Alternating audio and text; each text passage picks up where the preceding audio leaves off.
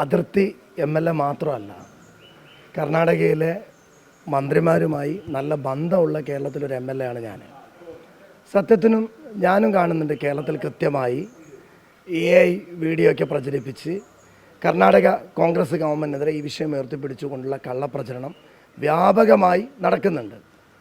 ഇത് സത്യത്തിനും ബാംഗ്ലൂരിലെ കോഗ്ലി ലേഔട്ട് എന്ന് പറയുന്ന ഈ പ്രദേശത്ത് 70% മുസ്ലിമീങ്ങളും 30% SC/ST വിഭാഗക്കാരുള്ള ആ പ്രദേശത്ത് സർക്കാർ ഭൂമിയിൽ നിന്ന് അവരെ മാറ്റി സ്ഥാപിക്കാനുള്ള എല്ലാ ഉറപ്പും സർക്കാർ നൽകി നിരന്തരമായി അവർക്ക് രേഖാമൂലം ആവശ്യപ്പെട്ടിട്ട് അവർ മാറാത്തൊരു സാഹചര്യം വന്നപ്പോഴാണ് ഇത്തരത്തിലുള്ള ഒരു നീക്കം നടത്തിയത്. ഞാൻ ഇന്ന് രാവിലെ അവിടുത്തെ ഭവന വകുപ്പ് കൈകാര്യം ചെയ്യുന്ന സമീർ അഹമ്മദ് മിനിസ്റ്ററിൻ്റെ ഏറ്റവും ബെസ്റ്റ് ഫ്രണ്ടാണ്. അദ്ദേഹവുമായി ഇന്നും സംസാരിച്ചു. ഇന്ന് CM-മായി ആലോചിച്ച് ആ മുഴുവൻ ആളുകൾക്കും ഒരു പ്രത്യേക അതിനുള്ള സൗകര്യം ഏർപ്പെടുത്തി കൊടുക്കുന്ന കാര്യമാണ് മിനിസ്റ്റർ ഇന്ന് ഉറപ്പ് നൽകിയതും അതിനുള്ള പ്രവർത്തനം നടന്നുകൊണ്ടിരിക്കുകയാണ്.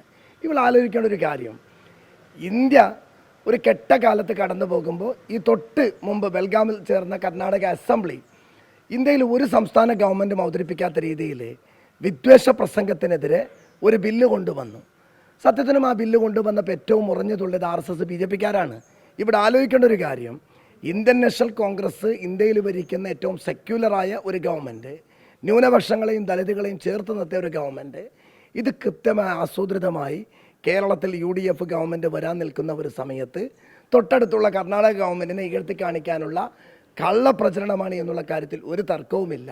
അവിടെ ഏറ്റവും കൃത്യമായി ആ സിദ്ധരാമയ്യയുടെ നേതൃത്വം DK ശിവയുടെ നേതൃത്വ ഗവൺമെൻറ് ന്യൂനപക്ഷങ്ങളെ ചേർത്ത് നിർത്തിക്കൊണ്ടാണ് മുന്നോട്ട് പോയിക്കൊണ്ടിരിക്കുന്നത്.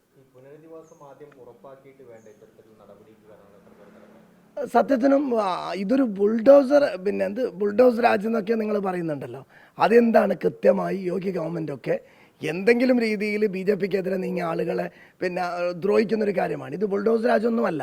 ഇവർക്ക് തൃപ്തിപ്പെടുത്തുന്ന രീതിയിൽ ഏറ്റവും കൃത്യമായി അവർക്ക് താമസിക്കാനുള്ള സൗകര്യം സമീർ അഹമ്മദ് മിനിസ്റ്റർ എന്ന് പറയുന്നത് കർണാടകയിലെ ന്യൂനപക്ഷങ്ങളുടെ ഒരു ലീഡറാണ്. അദ്ദേഹം ഉറപ്പ് നൽകിയ കാര്യമാണ്. തീർച്ചയായും അവരെ തൃപ്തിപ്പെടുത്തുന്ന രീതിയിലുള്ള വാർത്ത മാധ്യമങ്ങൾക്ക് പ്രചരിപ്പിക്കേണ്ടി വരും. ഇത് 100% അസത്യമാണ്, കള്ളപ്രചരണമാണ്.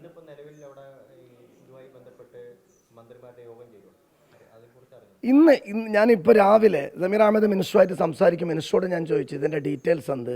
ഞാൻ ഇവിടുത്തെ കുറച്ച് വീഡിയോ ഒക്കെ അയച്ചു കൊടുത്തു. കേരളത്തിലെ ഇന്ത്യയിൽ ഒരു സ്ഥലത്തും എത്താത്ത CPM-ൻ്റെ MLA-മാർ ഓടിപ്പോയി ഇപ്പോൾ അവിടെ കുറേ സീനുകളൊക്കെ നമ്മൾ കാണും. സത്യത്തിനും ഇന്ത്യയുടെ ഗ്രാമങ്ങളിൽ മുഴുവൻ ന്യൂനപക്ഷങ്ങൾ പീഡിപ്പിക്കപ്പെടുമ്പോൾ മുസ്ലിം ലീഗിൻ്റെ അമ്മിമാർ രാഹുൽ ഗാന്ധിയാണ് എത്തിയിട്ടുള്ളത്.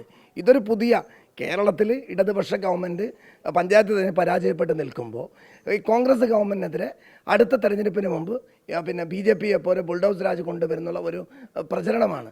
കർണാടക ഗവൺമെൻറ് ന്യൂനപക്ഷങ്ങൾക്ക് ചെയ്ത ഒരു നന്മ എണ്ണി പറയാൻ കഴിയും. എത്രമാത്രം ഞാൻ ഏറ്റവും എടുത്ത് പറയുന്നൊരു കാര്യം, വിദ്വേഷ പ്രസംഗമാണ് ഇന്ത്യയിൽ ഏറ്റവും വലിയ വിപത്ത്. അതിനെതിരെ ആർജവത്തോടു കൂടി ഒരു ബില്ല് കൊണ്ടുവന്ന ഗവൺമെൻറ് ഇന്ത്യയിൽ ഇന്ത്യൻ നാഷണൽ കോൺഗ്രസിൻ്റെ ഗവൺമെൻറ്റാണ്, സിദ്ധരാമയ്യയുടെ ഗവൺമെൻറ്റാണ്. ആ നന്മ മറച്ചു വെക്കാനുള്ള ശ്രമമാണ് ഈ ബുൾഡോസ് രാജിൻ്റെ പിന്നിലുള്ളത്. കാസർഗോഡ് UDF ഏറ്റവും മികച്ച പ്രകടനമാണ് കാഴ്ചവെച്ചത്. പഞ്ചായത്ത് തെരഞ്ഞെടുപ്പൊക്കെ ഇപ്പോൾ എൻ്റെ മണ്ഡലത്തിൽ 8 പഞ്ചായത്ത് ജയിച്ചു, ബ്ലോക്ക് പഞ്ചായത്ത് ജയിച്ചു, 4 ജില്ലാ പഞ്ചായത്ത് 100% വിജയം കൈവരിച്ച മഞ്ചേശ്വരം ഉൾപ്പെടെ കാസർഗോഡ് ഏറ്റവും അത്യുജ്വല വിജയമാണ് നേടിയിട്ടുള്ളത്. നിയമസഭയുമായി ബന്ധപ്പെട്ടുകൊണ്ടുള്ള കാര്യം അത് ലീഡർഷിപ്പാണ് തീരുമാനിക്കുന്നത്. അത് ലീഡർഷിപ്പ് ഇരുന്ന് ആലോചിച്ച് തീരുമാനമെടുക്കും. അതിൽ എനിക്ക് ഒന്നും അഭിപ്രായമില്ല. ലീഡർഷിപ്പ് ആലോചിച്ച് വളരെ നല്ല തീരുമാനം ലീഡർഷിപ്പ് കൈകൊള്ളും. ഒരിക്കലും ഒക്കെ പാർട്ടിയുടെ ലീഡർഷിപ്പാണ്. മുസ്ലിം ലീഗിൻ്റെ പാണക്കാട് തങ്ങളും കുഞ്ഞാൽ സാഹിബ് ലീഡർഷിപ്പ് എടുക്കുന്ന തീരുമാനമാണ് പാർട്ടിക്ക് അന്ത്യം.